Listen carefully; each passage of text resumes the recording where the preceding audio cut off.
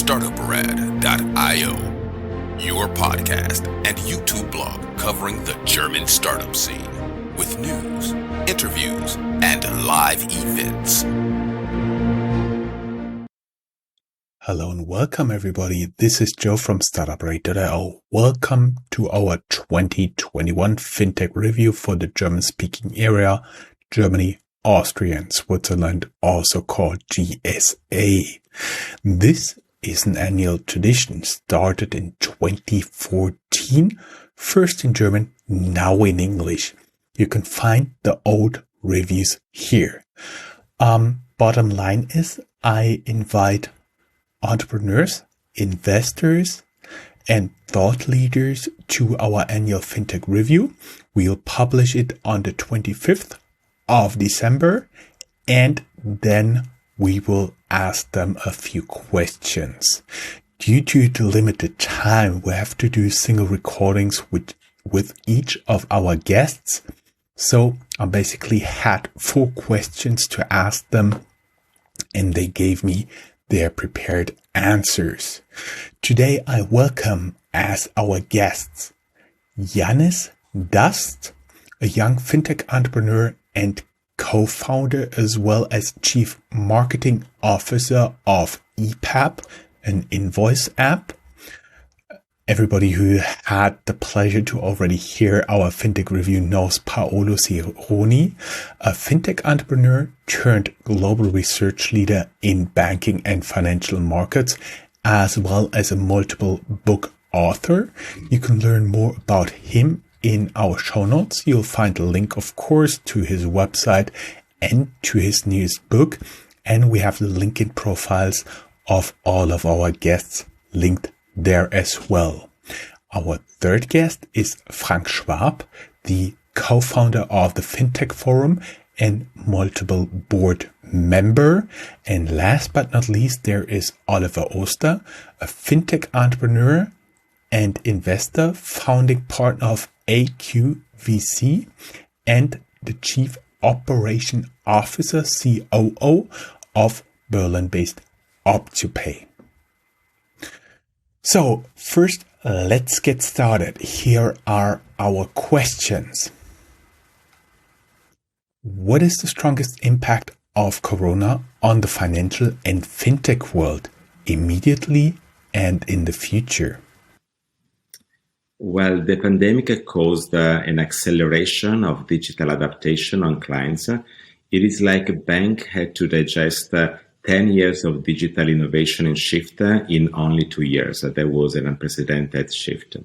In particular, that involved the payment mechanisms and solutions, which is reflected in the market evaluation of those players. If you look at the total market share in terms of market capitalization and private equity evaluation of the top 500 global banks, plus the fintech unicorns and the payment providers, you can clearly see that 10 years ago, banks represented more than 95 and 97% of that share. But today, in 2021, they are down to almost 70%. So that means that the payment providers in particular have been gaining traction in terms of market evaluation because everyone is realizing the fact that they are well posed to garner most of the benefits, at least the initial benefits of this digital acceleration, which was really unprecedented in 2020 and 2021. Right now, we see a high demand on, let's say, automation and digitalization. So since people move from personal to remote, a lot of processes have to be updated, and it's basically a huge accelerator for going digital for the whole banking industry. And of course, fintechs are in the pole position to either support banking processes or, let's say, being prepared in handling everything remotely, online, and automated already. So that happened for sure over the last 18 months. Whether you look at fintechs or at established bank or direct bank, everything more or less got pushed. And given the investments into the industry, the fintech industry, we see some of the highest levels ever.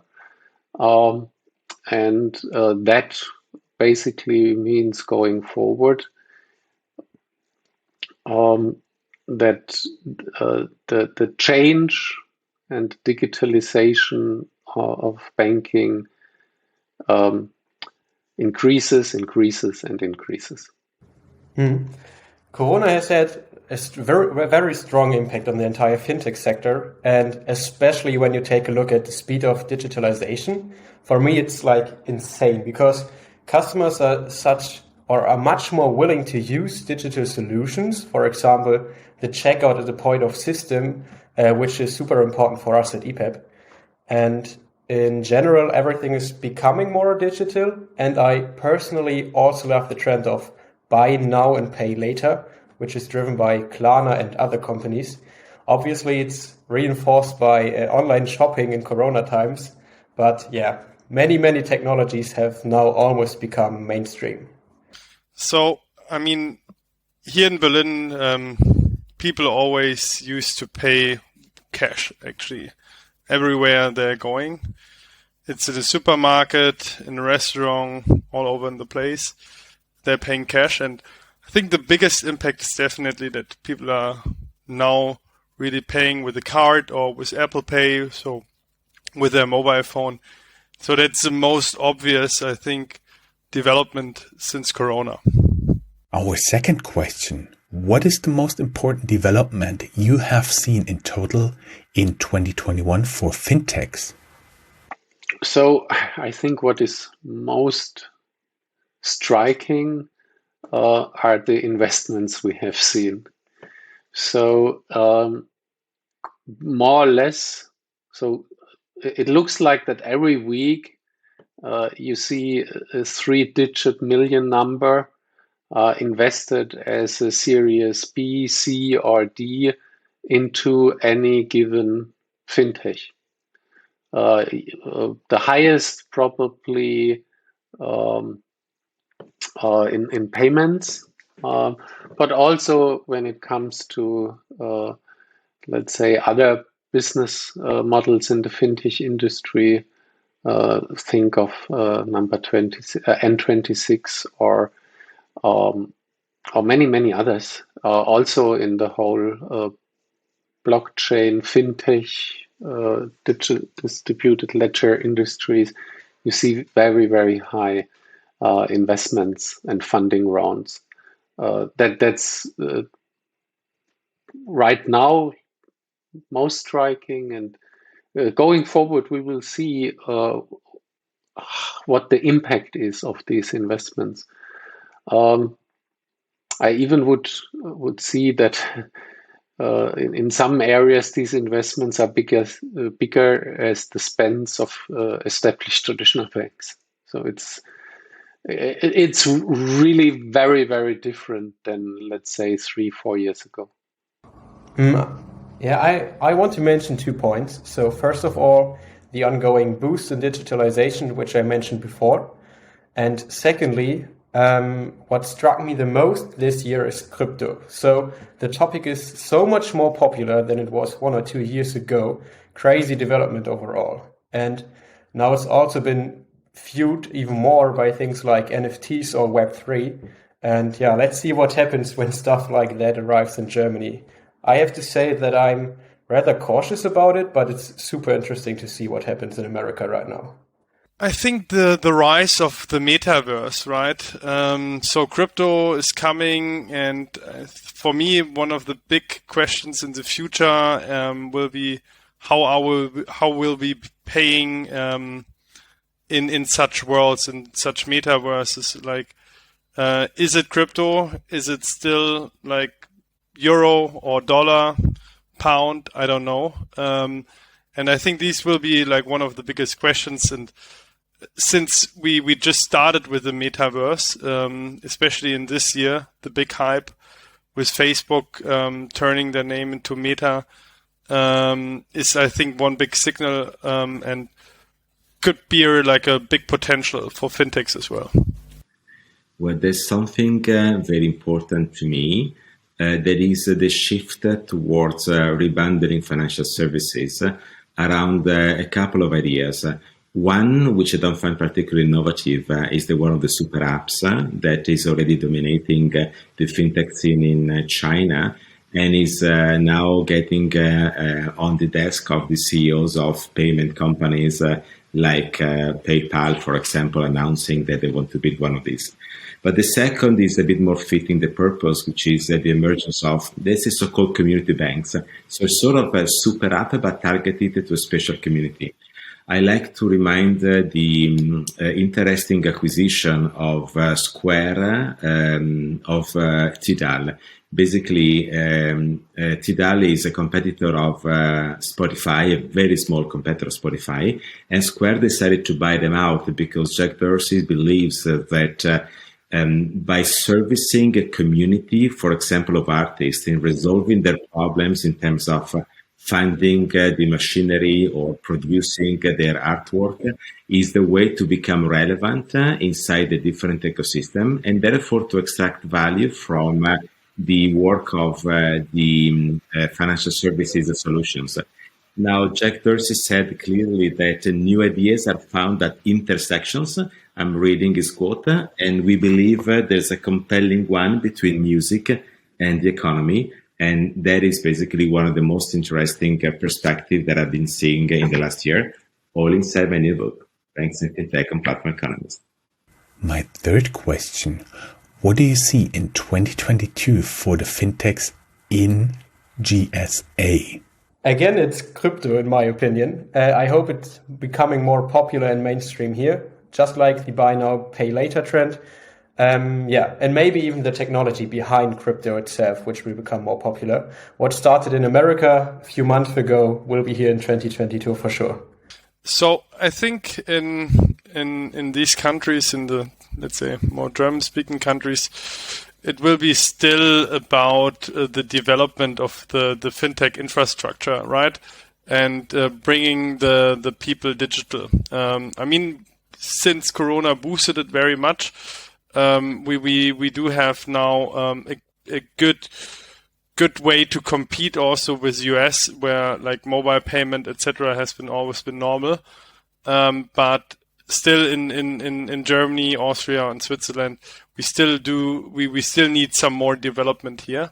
And that being said, also what we do with the transaction data here in these countries, right? We are always very much restricted on the analytics side, but looking into PSD2 as well, and not only open banking, also open data, what we will do with the data, especially the transaction data, and what kind of offerings we can tailor to our customers. I would say the journey continues. The biggest ones will become even bigger. So that basically means they establish themselves in the marketplace deeper and further. And of course, that also means for the ones who are rather at the starting point, it's more difficult to get the exposure and the attention. That's something I see, because it looks like that the capital concentrates now, while 3, 4, 5, 6 years ago, the capital was much more distributed. So I would argue it becomes tougher and tougher for new kids on the block to also pick a share of this changing, let's say, overall industry. So not only so I would not only look at fintech, look at banking, and then think of fintech within the banking industry, because I think you can't separate the two from each other. And so that's what I think is something we will see in the next year, not to say in the next years. So it's not only about 2022. And I think it, let's say, for people who want to found or create a new startup, they really need to come with something very, very special. So let's say the time where you could just create a mobile bank, or let's say you have an idea on payment, that's not good anymore for let's say for an idea that searches for funding. That's probably another aspect which the audience may find of interest. Well, I think that there are two things which are particularly relevant for the region of Germany, Austria, and Switzerland. One is a reconsideration of the role of the neobanks, some of them retrenched from their operations abroad. They need to understand that volume is not enough to generate effective value. So they didn't have yet that mechanism that goes in the direction of the super app, for example. They've been talking for a few years about being a marketplace of products, but that is not enough. Absolutely not enough, because it doesn't create an all-in solution for the clients, but just it just makes a digital display of different products, which are in a sense disconnected. And the second, of course, this was the year of DeFi. And there's no better place than Switzerland to promote, if you like, DeFi in all of its facets, which are also legal and regulatory as well as technical. So I believe that Germany, Austria, and Switzerland might have an important role in the evolution of decentralized finance going forward. Our last question: what field of fintech do you see becoming more important in 2022? Is it already the year of the green fintech? Is it already the year of the green fintech? I think it's not really about the green fintech itself. It's more what green companies, or let's say ESG companies, can do with the data, with the transactional data. So there's a good example of Ecolytics, for instance, who are doing, in my point of view, a great product around transactional data, combining it with, for instance, their carbon footprint. So analyzing how you can offset it, etc. But there's still a big development possible, right? There's still a huge gap, and I don't know if really the green banks will survive in that bull market, but in general, I think there will be more combination of green and fintech, so that they are joining forces. But a pure green player in that market with a green approach will be difficult. Maybe we still need 3-4 years down the road. So we as Epap are also a small part of sustainable fintechs or green fintechs, but I have to say sustainable fintechs itself are definitely becoming more popular, but I don't see this as the year of the green fintech. I rather still have the feeling that it's more difficult to create a sustainable product for the masses. And that doesn't mean I think the aspect is not important enough, because I really am a big advocate of it. But I don't know. I see it as a necessity to be a sustainable company, but I have the feeling that it's still difficult to place in broad target group if there isn't an absolutely clear added value for the user.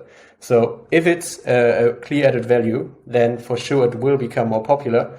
But right now I think it's quite hard to be a sustainable company with clear added value for it. Yeah. And, I forgot, let me take that one. I also see that crypto obviously will be the topic of 2022, even in fintech. No, not from my perspective. That's something we will see in 2 or 3 years from now.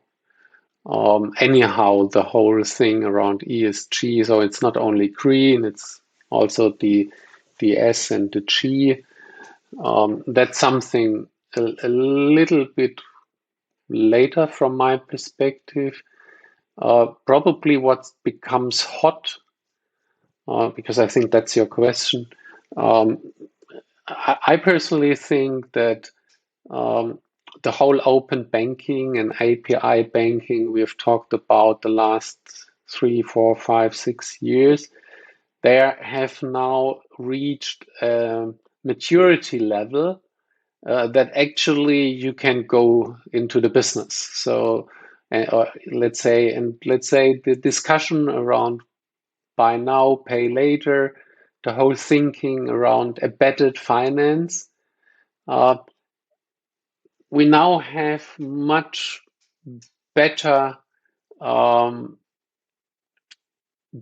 much better foundation with APIs and open banking initiatives in order to be able to implement, let's say, embedded strategy. Buy now, pay later is an embedded strategy usually because you offer a consumer loan into a merchant process. So that's a kind of, let's say, example. But we will see that in also additional use cases, and that may probably something which becomes more relevant than before. I don't think the point is about green or not green. We all have to be, and that requires, if you like, much higher transparency than what we've seen today. What I think that matters is what really matters in the transformation of financial services on mobile technology, which is the understanding, finally, that platforms are the real competition. If you go back 15 years, we clearly see that only platforms won on the internet. You get all the social media platforms, you get e-commerce platforms, so on and so forth. But for the last 10 years of fintech innovation, entrepreneurs were really focusing on simple-minded solutions, the unbundling principle, which makes no sense if not the creation of smaller, leaner, and clearer solutions. The business value and the sustainable business value can only come by the capability of bundling back these unbundled services into something that generate new value. And that is the role of platforms. Two platform strategies are clearly emerging, which I've identified in my last piece of literature, Banks and Fintech on Platform Economies. One is called contextual banking, where the bank become invisible through an open banking and open finance perspective. And the other one is conscious banking, where the bank remains transparent and visible to generate value for clients. Now, to conclude in a short couple of sentences, it is the opportunity to eliminate friction from a non-banking ecosystem that makes banking contextual to unlock new value that was not there before because that level of orchestration was not possible. Digital technology enables that. But it is the opportunity to demonstrate value for clients. The clients have to pay for accessing the platform that makes banks conscious to unlock hidden value. There is value inside financial services which does not come to the surface because there's no understanding on how transparency can effectively generate that. But this is the time around where some institutions started understanding this. And I believe this will be the direction in 2022 and going forward. Finally, the competition is on the platform economy. And finally, wishing you happy holidays from Frankfurt. We will be back on January 13th, 2022 with an interview kicking off our new cooperation with the German AI Association. Enjoy your time with your family and friends and stay safe. Thank you. Bye-bye. I would say Buon Natale a tutti quanti. Yes, Merry Christmas and Happy New Year, and see you in 2022. All right, thank you all for listening and have a great start in the new year and have Merry Christmas. Merry Christmas. Bye-bye. Cheers.